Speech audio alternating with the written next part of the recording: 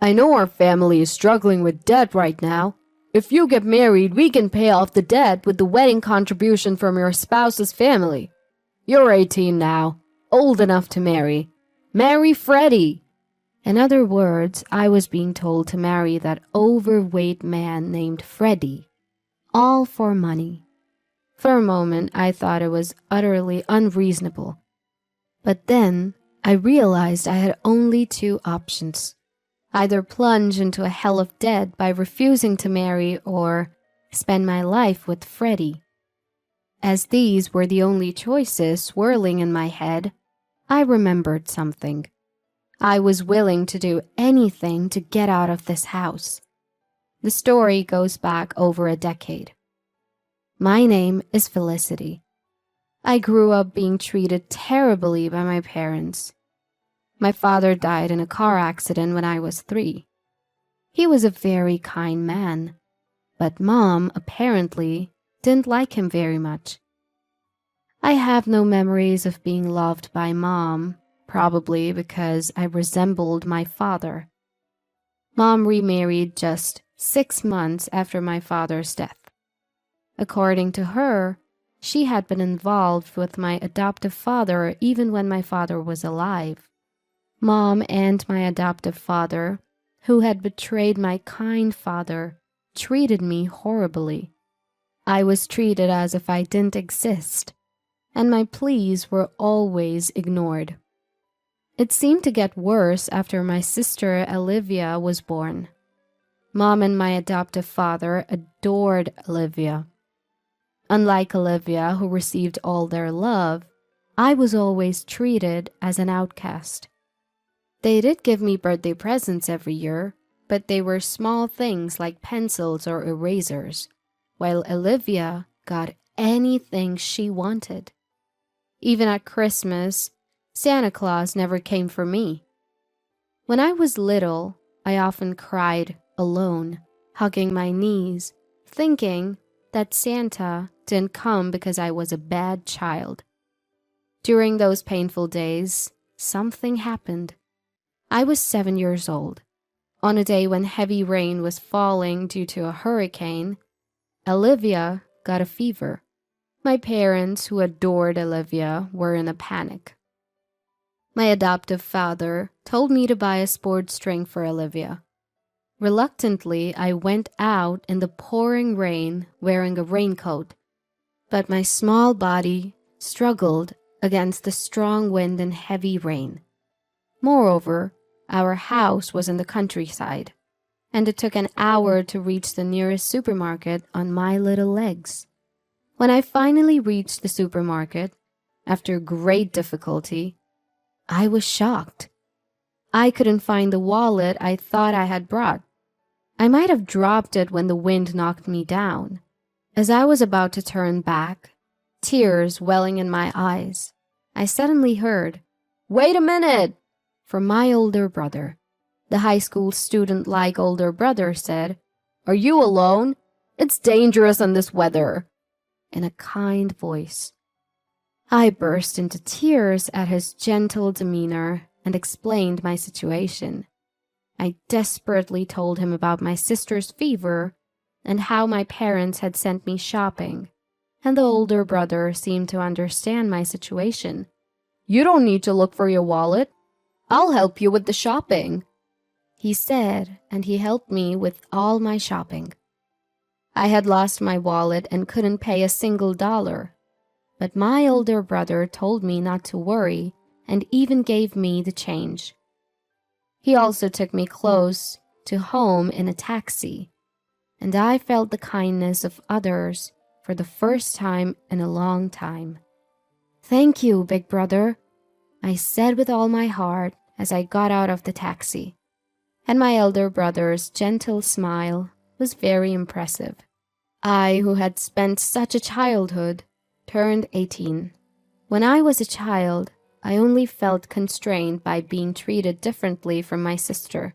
But now, as an 11th grader, my problem is money.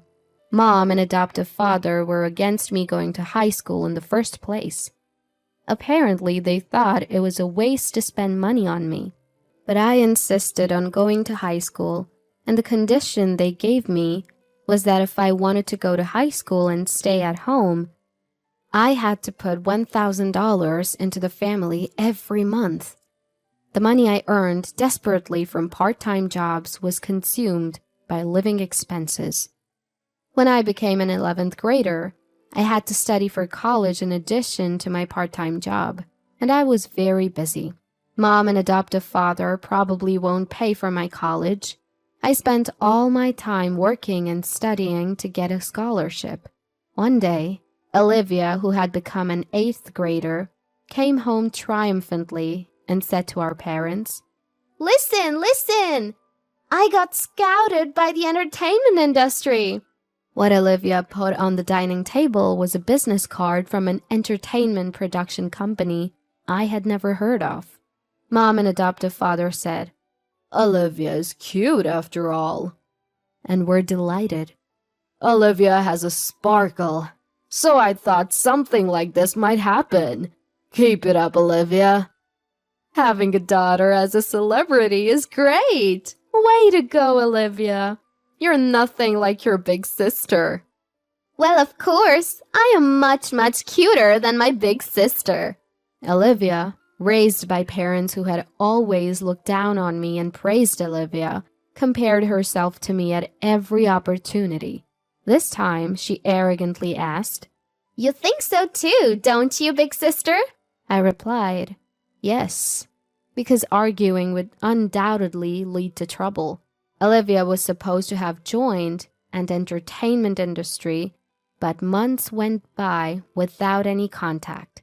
The parents, who thought it was strange that they were being charged for lessons and membership fees, found out that the entertainment agency was a fraudulent group and had already disappeared. All that was left for the parents was a debt of $20,000.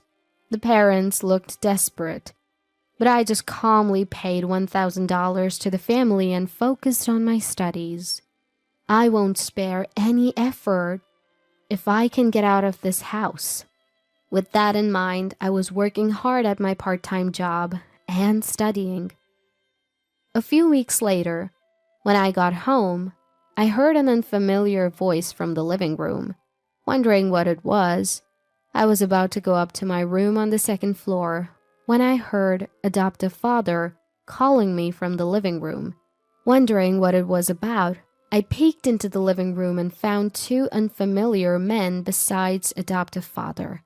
One was a man of the same age as adoptive father, and the other was a very fat man. As I was surprised by the size of the man sweating in the air-conditioned room, adoptive father introduced the 2. "This is Mr. Newell. Say hello." "Oh, nice to meet you." As I hurriedly greeted them, the 2 men smiled and looked at me. Mr. Newell is a well-known large-scale landowner in this area, known to everyone. Why would such people come to our house? As I was puzzled, adoptive father said something outrageous. "Mr. Newell's son, Freddie, is your fiancé. Be polite." "What?" Startled, I raised my voice, and adoptive father, looking flustered, took me out into the hallway. "What's going on?" I asked adoptive father in a whisper, and he answered in a whisper as well. "You know we're in trouble with debt. If you marry, we can pay off the debt with the wedding contribution from their family. You're 18 now and can marry. Marry Freddie." In other words, I had to marry that fat man Freddie for money. I thought it was utterly unreasonable for a moment, but I realized I had only 2 choices. Either reject the marriage and plunge into debt hell, or marry and live with Freddie. As those were the only 2 options swirling in my head, I remembered I was willing to do anything to get out of this house. "Are you done talking? What do you think, Felicity? Will you marry our Freddie?" Mr. Newell, who had been waiting in the living room, asked me anxiously. I answered with a smile, "Yes, gladly." And so I was to marry Freddie. That very day I was told to live at Freddie's house right away and was kicked out of the house. With only my study materials, Freddie asked, "Don't you have any clothes or anything?" But I had never bought cute clothes. "That's all I have," I said. Freddie lowered his eyebrows and said, "I see." Mr. Newell, no, my father-in-law, was a well-known landowner whose name I had heard. But he was a very friendly person. His car drove through a large gate and into a vast estate, and it stopped in front of a solitary house. "This is a separate house I built for Freddie when he got married. But Freddie couldn't find a spouse. I'm glad a wonderful woman like Felicity is marrying him. I live in the main house, so Felicity, you should live here with Freddie." With just a brief explanation, my father-in-law said, "Well, I'll leave it to the young couple," and left Freddie and me behind. Suddenly alone, I was a bit wary of Freddie, but he calmly showed me around the separate house. As he brought me to a spacious room furnished with furniture, saying, "This is your room, Felicity. This inside lock works, and if you're worried, don't hesitate to ask for a key change. I won't lay a finger on you, Felicity. I've told your parents that we'll cover your high school expenses. You should reduce your part-time job if you can. That way, you can study more. If you want to go to college, I'll let you go." I blinked at the unexpectedly good treatment. Freddie even said he had no intention of getting a marriage license, and that we would have a common law marriage, so I could go to another man if I found one I liked. Far exceeding my expectations, I inadvertently asked, "What is this marriage for? I feel like I'm the only one benefiting." I wondered if it was rude after I said it, but it would be troublesome if I were asked for something outrageous later. Thinking I should check just in case, I waited for Freddie's words, and he began. "I might be meddling, but—" and then answered, "I thought you might be in trouble, Felicity. Do you remember when you went shopping on the day of the hurricane when you were little? We met then, but do you remember?" I was taken aback. There's no way I wouldn't remember. I still remembered the face of the kind older brother from that time. I realized that if older brother gained weight, he might look like this. "Are you the older brother from that time? I'm sorry I didn't recognize you." "It can't be helped since I've gained a lot of weight. Stress from becoming a working adult made me eat too much. But you haven't changed, Felicity. When my dad showed me your picture and asked if I wanted to marry you, I knew right away it was you. Are you still being discriminated against and suffering like your sister?" Just like on the day of the hurricane, Freddie spoke to me kindly, and I nodded. Then Freddie smiled to reassure me. "It's okay now. You don't have to worry about money or being treated badly anymore. You can live freely in this house, okay?" Touched by Freddie's kindness, tears welled up in my eyes. In front of Freddie, who hurriedly handed me a beautiful handkerchief, I cried and cried. And from that day on, Freddie and I started living together. I spent my first ever free time studying. I was so happy to be able to study for college like this. Freddie said he didn't need living expenses, but I decided to contribute only $300 because living for free felt constraining. Since I only had to earn $300 and my allowance, I was able to significantly reduce my part-time job hours. Freddie took the initiative in doing household chores, and when I was doing them, he would kindly say, "You can go study," and take over for me. In the happiest days of my life, Freddie and I gradually grew closer. We spent our days like an ordinary married couple, laughing together while watching variety shows and going out on holidays. A few months later, I was leading a calm life when I received a phone call from my adoptive father. What could he want now, after never worrying about me and leaving me alone all this time? I picked up the phone with a bad feeling. Hello? Felicity, is that you? Mom's in serious trouble. I was taken aback by adoptive father's loud voice as soon as I answered the phone. According to adoptive father, Mom had fallen sick and needed immediate surgery, so he was calling me to ask to transfer $10,000 to a specified account. Mom had neglected me since childhood, but she was still my mom.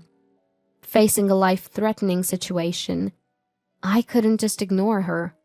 What happened all of a sudden? Which hospital and what kind of illness? When I asked out of concern, adoptive father hesitated, saying, well, it's the hospital, but... I began to feel something was off, as adoptive father suddenly became flustered.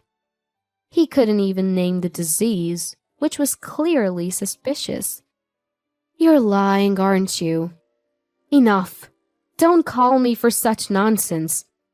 Wait, okay, I admit it. I lied. The truth is, I had an accident recently, and I'm being billed $10,000. According to adoptive father, he had crashed his car the other day, and the person he hit was a scary guy. He was now being billed $10,000 for repairs and medical expenses, and he claimed he couldn't pay. My irritation with him grew. You're probably lying again. It's true this time. Please, Felicity, ask Freddie to transfer the $10,000. You're all we have left. I snapped at adoptive father's desperate plea. Don't mess with me. I can't believe you called after so long just to ask for money. Neither you nor Mom ever cared about me. Not even once. And now you want me to help you? That's too convenient. No matter what you say, I have no intention of transferring the money. Goodbye. Ignoring adoptive father's plea to wait, I hung up the phone and blocked the numbers of adoptive father, Mom, and Olivia. A few weeks later, as I happened to pass by my family's house, I noticed it was vacant. A gossip-loving neighbor lady approached me, and from her I learned that the story about hitting a scary guy's car was true. According to the neighbor lady, my parents and Olivia had secretly packed their bags and left the house at night. They must have fled and are likely living a hidden life now. Living in fear must be incredibly stifling. Thinking about it, I felt a sense of relief deep in my heart. Meanwhile, I was living happy days. I had completely fallen in love with Freddie. Though Freddie, who was 10 years older than me, was often hesitant about dating me. My persistent confessions led to a decision to start dating once I graduated from high school. Freddie even took time off work to attend my high school graduation ceremony. As he accompanied me in my eating and exercise habits, Freddie slimmed down to his original figure and transformed into a handsome man. My friends were envious when I proudly introduced him as my boyfriend. After my high school graduation, Freddie and I submitted our marriage registration to officially get married. When I said I wanted to marry, Freddie nodded in agreement, so we decided to submit the marriage registration. It would take a little time for the marriage certificate to be issued, but now we were officially a married couple, not just in a common law marriage. On the way home from the city hall, we held hands for the first time. I laughed at Freddie's adorable shyness, and he said, "Now that you're my wife, Felicity, you can't be swayed by any handsome boys you meet in college." I thought I was the only one in love, but it seemed Freddie loved me very much too. I found it so ticklish that I burst into laughter. There's no way that could happen. Out of all the people I've met, Freddie is the most handsome